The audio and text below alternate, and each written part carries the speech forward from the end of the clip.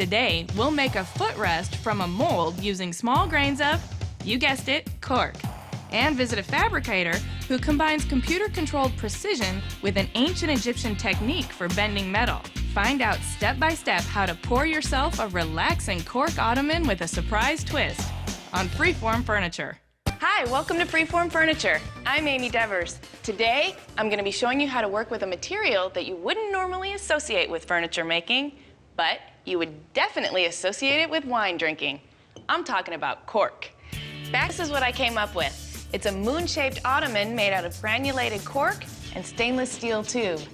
Now, the grains of cork make for a really luxurious suede-like texture, and when they're mixed with glue, they can be molded and formed into just about any shape. Now, take a look at these bends. It is super cool the way they do this. I subcontracted this out to a metal shop, and I'm going to take you there later to show you how it's done. Now, the very first thing I need to do to build this is to make a mold the exact shape I want the cork to conform to. So let's get started. Okay, so a mold is basically a hollow form that's used to shape a substance.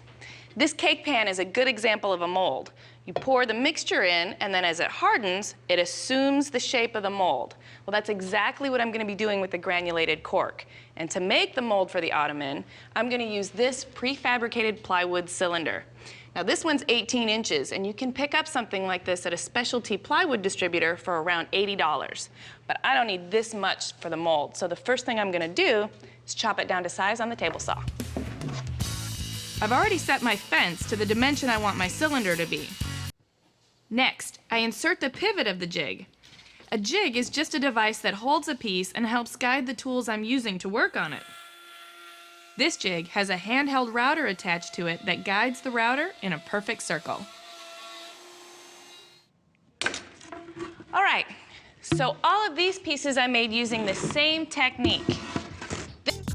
Epoxy is a strong two-part adhesive that consists of resin and hardener.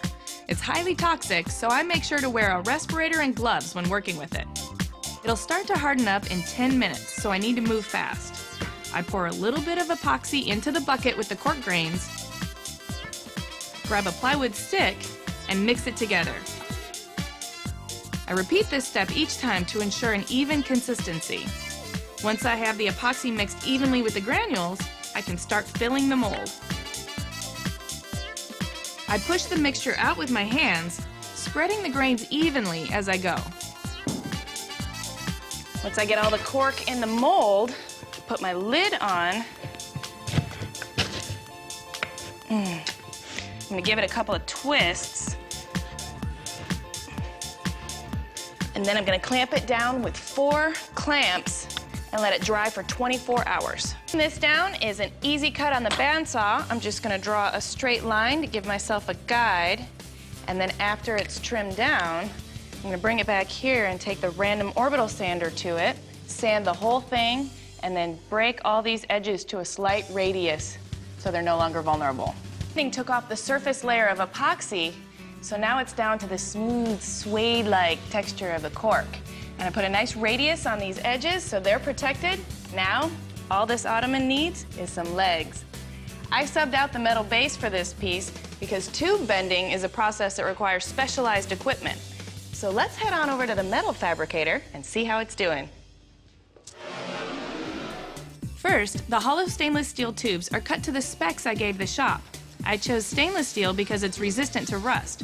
Once this is done, the tubes are formed into a basic circular shape on a hydraulic roll bender. The diameter is sent manually, and the process is quick. The tube is fed through a series of 3 rings that literally roll it into a semicircle. But for the more complex angled curves needed to form the base, the tubes need to go to a different machine. This is called a CNC mandrel draw bender. CNC just means computer numerical controlled. Someone inputs the data and the machine does the rest. But what actually moves the metal is a mandrel, or internal axle, that clamps the piece and forces it to a precise angle. This is how all car exhaust pipes get their shape. And believe it or not, mandrels were used more than 2,500 years ago in ancient Egypt to clamp and spin metal into pleasing shapes.